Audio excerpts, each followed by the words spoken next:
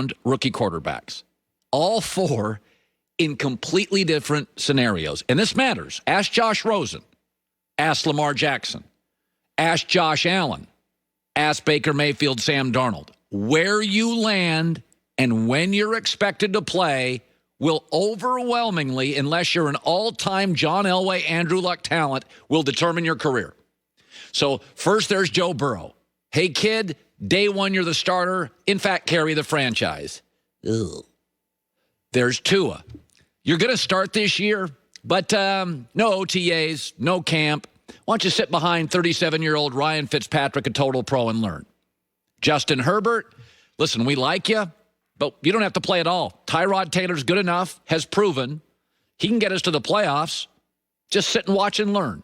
And then Jordan Love, Green Bay. We're not really sure you're ever going to play here. You don't look great. We may have whiffed on this. We'll get back to you. Of all 4, what would I rather be? I'd rather be Tua. Because as a rookie coming in, I'd want to play. I do think you can learn things watching, but you learn a lot more quickly playing. Kyler Murray, a great example. The reality is the best spot for all these rookie quarterbacks, I think the best coach of all these rookie quarterbacks is Brian Flores. I think their rebuild is closer than Cincinnati's. And I think if you look at the schedule, I think it's really important to set up rookie quarterbacks for success. Joe Burrow may be the most talented. They're not setting him up for success. Allowing Tua to back up 37-year-old Ryan Fitzpatrick, look at the Dolphins' schedule.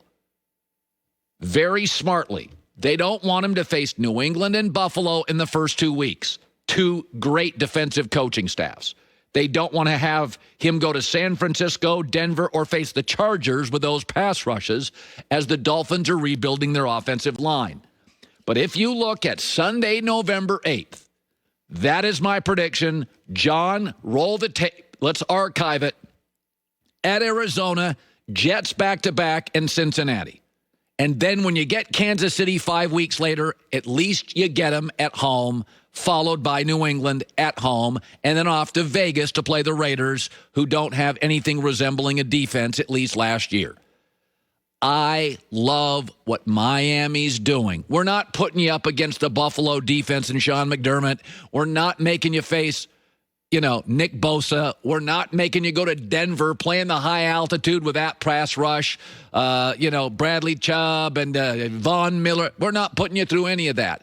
Get ready for Arizona with an offensive coach and a rebuilding defense and an offensive staff, and then you can face the Jets a couple of times without Jamal Adams, C.J. Mosley, and at that point the Jets are probably out of the playoff picture and playing uninspired football. Here's John Goulet with the news. No. Turn on the news.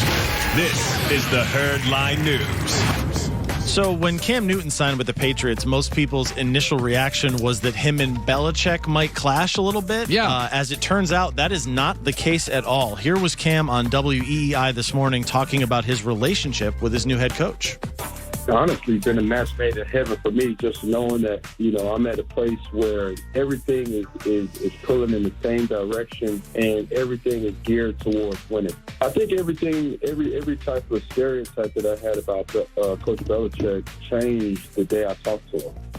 So Cam loves Belichick. Belichick has had nothing but praise for Cam's energy and enthusiasm. By the way, Belichick's lightened up. Cam maybe has grown up, and here we go. It's interesting. I do think it's I think it's the first time I've ever watched that division, and I've thought, you've got another playoff team in there, Buffalo, and I think the Jets and Miami at least have a pulse, although I think the Jets have had their typical... It's a dysfunctional pulse, but it's a pulse. So it's like, again, this stuff is all great. They don't have a deep threat. They don't have a functional tight end.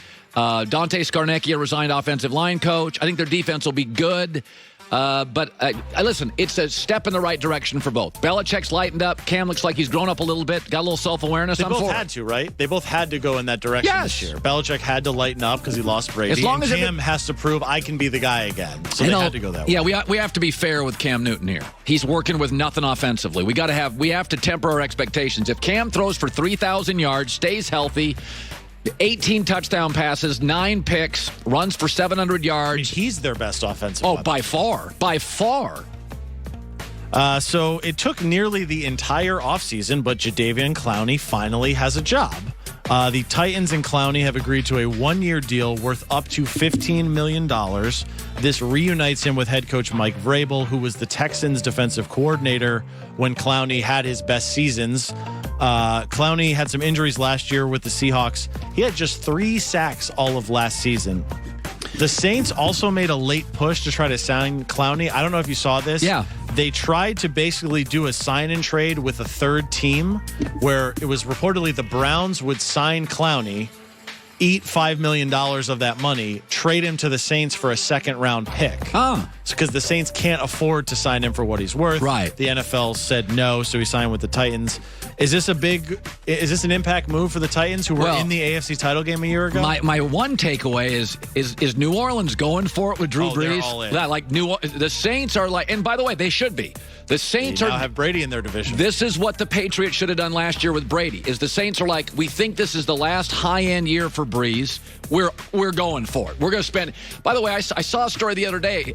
The Saints are so far over the cap the next couple years after this, they're going to have to hit 8 draft picks because they're just saying, in the city of New Orleans, we got 1 Super Bowl. If we can get a second with Brees, we don't care about a rebuild. We'll deal with a rebuild. It will be worth it. And to that point, in New Orleans, I totally agree. Brees already has his TV job lined up. That's right. So he's telling you this is pretty much it. And So we're going to let's go just for all it. in. Yeah. And finally, Bears head coach Matt Nagy has officially named Mitchell Trubisky the starting quarterback. Nagy said Trubisky won the job over Foles. It wasn't just handed to him. The Bears were so excited about this that they actually leaked it on Friday afternoon of a holiday weekend. A news dump. Yeah, they knew he officially named him the starter yesterday. You have said repeatedly you don't really get the Trubisky thing. Well, I love the quote because this is a general manager just trying to, get the most he can out of a horrible draft pick. But the quote from Matt Nagy was, Mitch Trubisky really improved his footwork during the offseason. We don't worry about his feet. We worry about his noodle arm. His feet are not the problem. He's a great kid. He's a good athlete. I don't ever worry about his feet. The issue is, can he throw the ball downfield vertically with Chicago's talent, which is pretty good? And the answer has been, he can't. Yeah, last year he went 8-7 as a starter, but in those 15 games, he threw 17 touchdowns, which is crazy when you consider they have decent receivers, a pass-catching running back, and a really, really smart head coach. The Bears traded a 4th-round pick for Foles this season, and obviously he makes a lot of money. The Jags are eating some of it, but he makes a lot. By the way, Ryan Pace is the GM. He whiffed on this pick. So look at who the Bears open up with this season.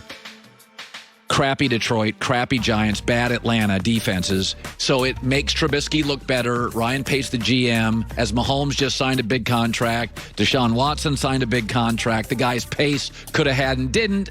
So if Trubisky plays okay, they move off him. They've already declined his 5th-year option. Right. So they'll say, listen, he did have a winning record. Trubisky wasn't that much of a bust. This is a GM trying to save his butt. The downside for Matt Nagy, who's a great young coach, his career now is tied to Trubisky and Ryan Pace. Good luck with that. John with the news. Well, that's the news. And thanks for stopping by. The